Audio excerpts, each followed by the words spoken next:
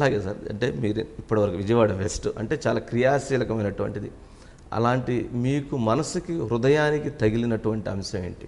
ఈ నెల రోజులు మీ పర్యటనలో మీకు హృదయానికి తగిలినటువంటి అంశం అంటే అనేకం ఉన్నాయండి, ఒకటి కాదు. అక్కడ ఎక్కువ మంది పక్షవాతంతో బాధపడుతున్నారు. పెరాలసిస్ ఎందుకో వాళ్ళు ఎవరు తెలియదు పాపం. కొంతమంది ఇళ్లలో అలా పడి ఉన్నారు.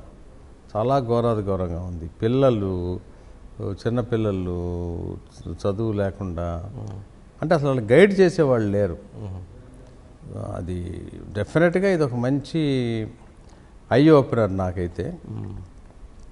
ఏదో దేశం అంతా చేద్దాం, దేశాన్ని ఉద్ధరిద్దాం, రాష్ట్రాన్ని ఉద్ధరిద్దాం కంటే ఒక నియోజకవర్గాన్ని ఉద్ధరించి చూపెట్టి, ఓకే, ఆ నియోజకవర్గం ఇప్పుడు నేను ఆదర్శ గ్రామం కింద మా పొన్నవరం తీసుకున్నాను.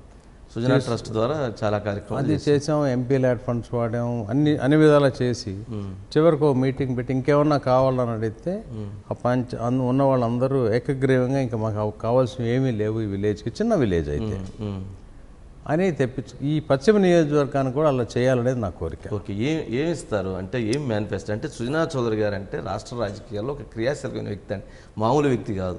అలాంటి వ్యక్తి వెస్ట్లో ఉంటే ఏమి ఇస్తారు మీరు అక్కడ జనానికి? ఒక హోప్ ఏం క్రియేట్ చేస్తారు? అంటే ఒక ఎమ్మెల్యేగా ఇది ఇస్తా అది ఇస్తా అని చెప్పడం కరెక్ట్ కాదు. ఓకే, కానీ కేంద్ర రాష్ట్ర ప్రభుత్వాలను అనుసంధానం చేసి తేగలిగినన్ని తెచ్చి అక్కడ రోడ్లు సరిచేయటం, డ్రైనేజ్ సిస్టమ్ని రీప్లేస్ చేయటం, ఎస్టీపీస్ పెట్టి, తర్వాత పవర్ లైన్స్ అండర్ గ్రౌండ్ వేయించటం, కొండ ప్రాంతం వాళ్ళకి ఇమ్మీడియట్గా అయితే మెటీరియల్ లిఫ్ట్స్ పెడతాం, అట్లీస్ట్ వాళ్ళు మోసుకెళ్లకుండా చేయటానికి.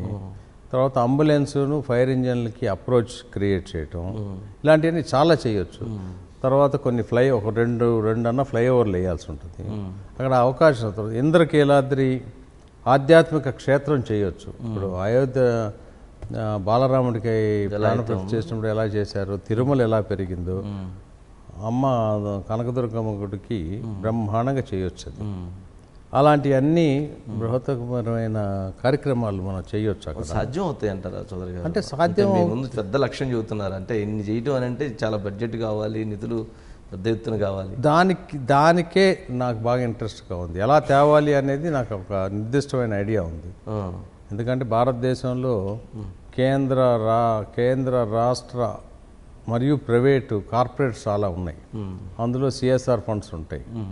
అలాంటి వాడు వెళ్ళి ఇది ఇక్కడ పరిస్థితి ఇలా ఉంది అని చెబితే డెఫినెట్గా నేను ఫండ్స్ రేజ్ చేసి మ్యాచింగ్ కాంట్రిబ్యూషన్ తెచ్చి కొంత అక్కడ ప్రజల దగ్గర నుంచి, ఎందుకంటే వ్యాపారస్తులు చాలామంది ఉన్నారు, ఇది అని మనం కనుక ప్రణాళిక వేస్తే వాళ్ళు కూడా కొంత సపోర్ట్ చేస్తారు. పొన్నవరం అభివృద్ధిని ఎలా అయితే టేకప్ చేశారో సుజనా ట్రస్ట్, విజయవాడ వెస్ట్ని కూడా అలా దత్తు తీసుకోబోతున్నారు. అలా డెవలప్మెంట్ జరగబోతుందా?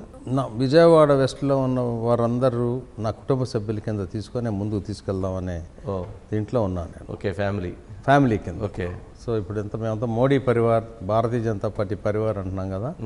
పశ్చిమ నియోజకవర్గం మొత్తం ఒక పరివార్ లాగా చేసి వాళ్ళకి కన్వెన్షన్ సెంటర్స్ కానీ, మహాప్రస్థానాలు కానీ, రకరకాలుగా అవసరాలు ఉన్నాయి. ఓకే, అవన్నీ కూడా చేసి పర్టికులర్గా బలహీన బడుగు వర్గాలకి ముఖ్యంగా ప్రయారిటీలో తీసుకొని చేయటానికి నేను ప్రణాళిక నా మైండ్లో అయితే వచ్చింది. ఓకే, కొంచెం పేపర్ మీద బ్లూ ప్రింట్ తయారు చేయాలి. ఓకే, బ్లూ ప్రింట్ చేస్తే 5 సంవత్సరాల్లో 175 నియోజకవర్గాలు అనేది ఆంధ్రప్రదేశ్కి ఇది లాస్ట్ చరిత్రలో.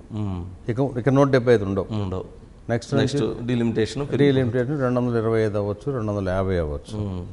ఈ 175లో ఇది నెంబర్ 1 నియోజకవర్గంగా మాత్రం తయారు చేసి, ఓకే, ఇప్పుడు కేఎల్ రావు గారిని ఇంకా మనం చెప్పుకుంటున్నాం. కేఎల్ రావు కెనాల్ అంటున్నాం, కేఎల్ రావు రోడ్ అంటున్నాం.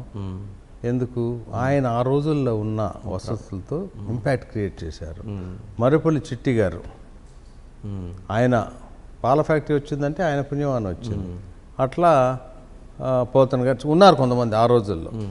కానీ అసలు మొన్న 5 సంవత్సరాల్లో చేసిన ఎమ్మెల్యే గారు, మాజీ మంత్రి గారు మాత్రం ఎందుకు చేయలేదు? యంగ్స్టరు, మంచి తెలివిగలవాడు నాకు తెలిసినంతవరకు, ఎందుకు అసలు ప్రయత్నం చేయలేదు అనేది నాకు అర్థం కాలేదు. ఓకే,